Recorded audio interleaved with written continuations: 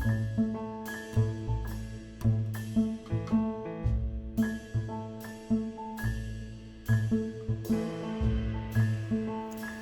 my name is Michelle from Half Fork Wheel Travel, and I'm here with the Fresno County Library for the Fresno County Summer at Your Library cooking sessions.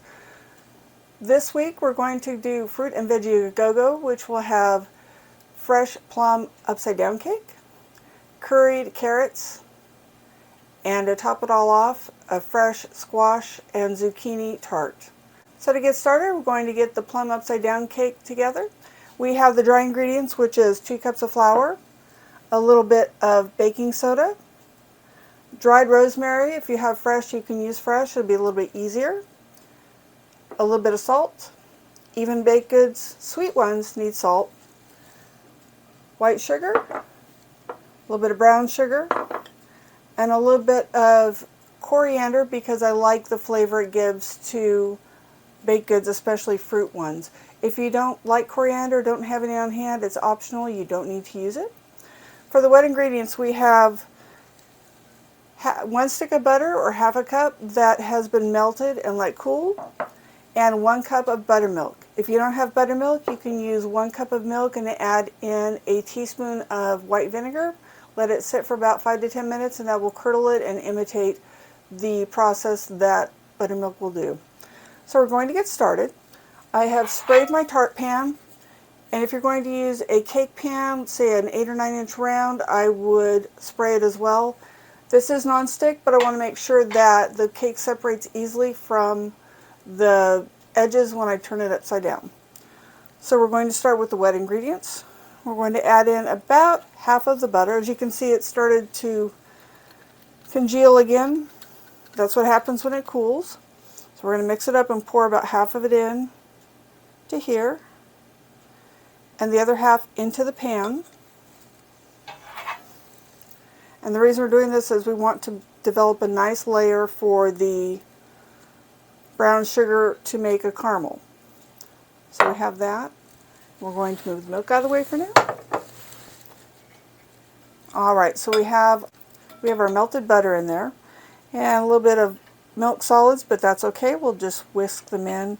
It's not going to make a difference on the final product. It just means that the butter is cool. So we're going to take the brown sugar, and it's a half a cup that's been packed. Always measure brown sugar packed. It's a little bit easier to get an accurate amount. Let me spread that around.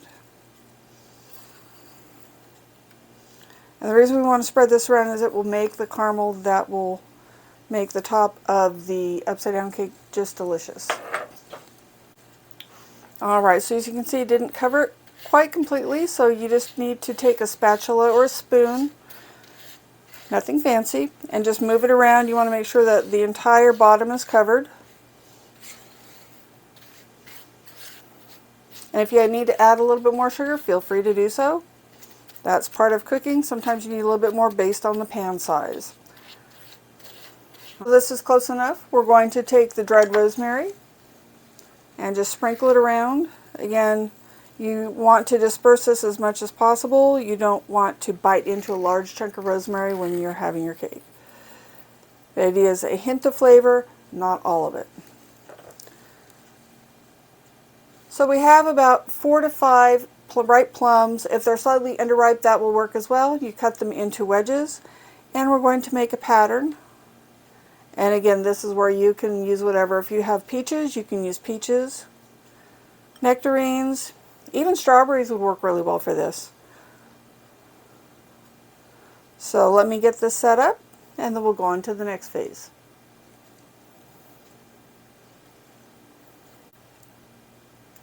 Alright, so I have all of the plums arranged in the bottom of the pan.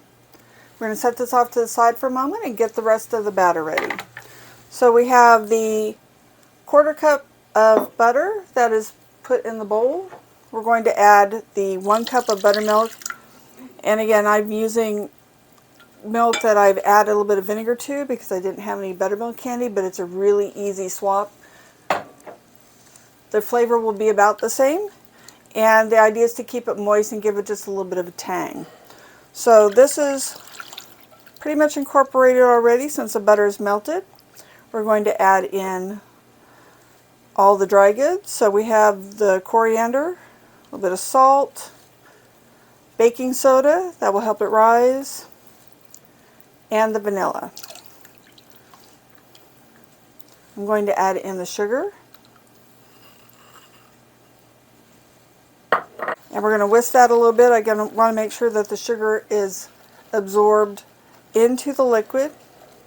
And then we're going to slowly add in the flour.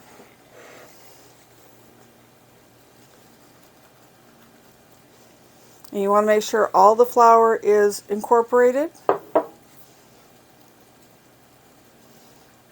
If you have an electric mixer, this would work as well. I would put it on low. You don't want to necessarily overmix it. A little bit of lumps are okay, but you don't want any dry spots of flour.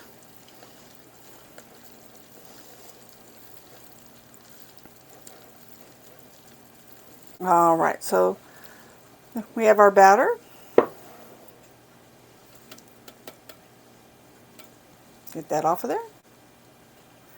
Last but not least, we're going to fold in the 1/4 cup of small plums. I have 3 trees on my property, so these are really ripe and will go really well with the larger purple plums that we added to the top.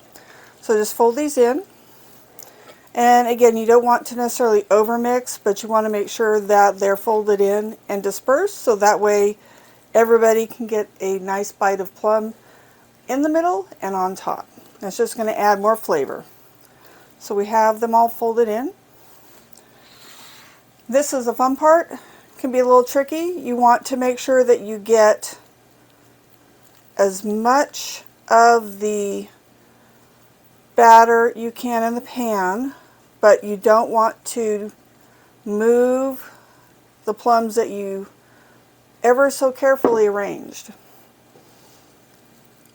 So I would recommend just putting it in the middle of the pan and gently pushing with either a spoon, but you're pushing towards the outside just very gently to make sure that you get all the plums covered and that the batter's dispersed evenly. Alright, so it looks like I can add a little bit more. If you have any extra batter when you're done, you can always put it in a muffin tin and bake little mini muffins. If you have a lot left over, you can put it in like a loaf pan and make a loaf of bread out of it. Just tell people it's a fruit dessert. Top it with ice cream. Everybody be happy. Alright, so this is where we have the tart ready to go. Turn on the oven to 350 degrees. It's going to take about a half an hour to bake. So let me get this in the oven and we'll see you in half an hour. Alright, so I've pulled the tart out of the oven. As you can see, it's nice and golden brown on top. The top springs back just slightly when you touch it. And now the moment of truth. We're going to take this plate, put it over the top, make sure that the plate or dish that you're going to turn it over on fits the pan. I do recommend trying it ahead of time to make sure that you don't have any unpleasant surprises. And I've let the cake cool for about 10 minutes out of the oven before we moved it. That way the brown sugar will stay with the cake instead of trying to run out the sides when you flip it over. So here we go. 1, 2, will it work? And 3. Alright, so I have it upside down and the pan is still very hot, so make sure that you're very careful when you flip it over and we'll see how it looks.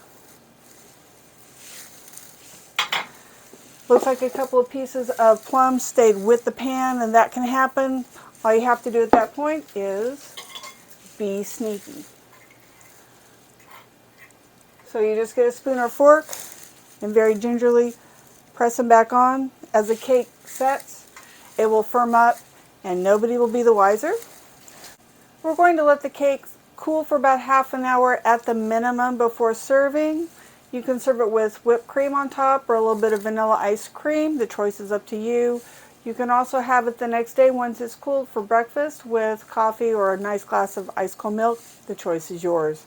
Now that our upside down plum and rosemary cake is done, let's get started on the zucchini tart.